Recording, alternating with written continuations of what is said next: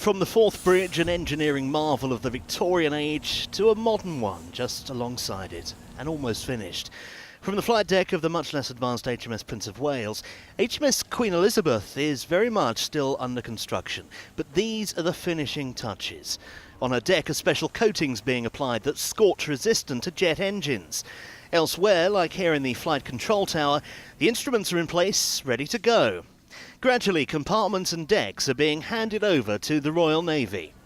But how ready is the senior service to crew this vessel, bearing in mind recent problems with manpower?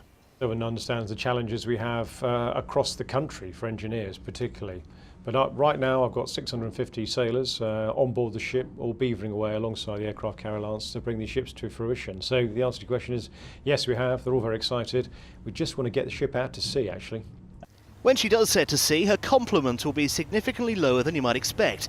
Albeit bigger, the US Ford-class carrier has nearly 2,500 personnel. Just the 650 here. How is that possible? Smart thinking and design is the answer, like here. What we have is what we've called the highly mechanised weapons handling system.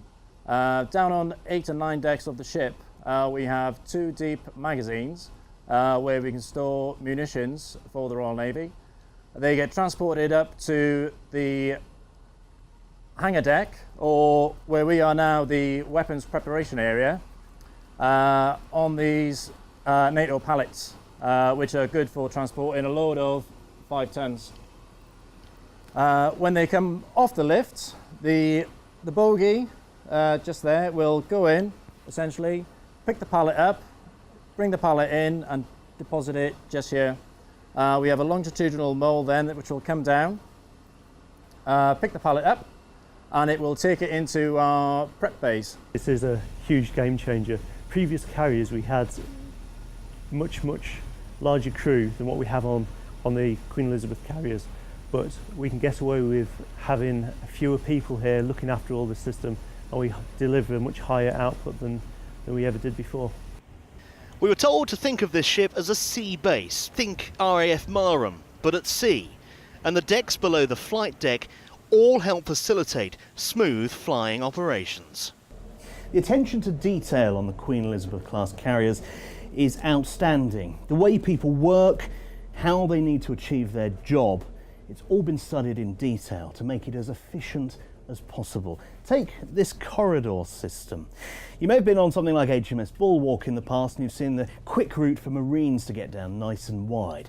Well, on this ship now they've got one for aircrew as well, so they could be asleep, they could get up, get dressed, get briefed and get out onto the flight deck really quickly following a sensible route. It's all about getting the planes in the air as quickly as possible. Next summer, the ship will sail into her new home, Portsmouth Harbour. But before that, in just a few weeks' time, her engines will fire up for the first time for testing. Another step along the journey to the Royal Navy, having a carrier capability once again. Tim Cooper, Forces News, Rosyth.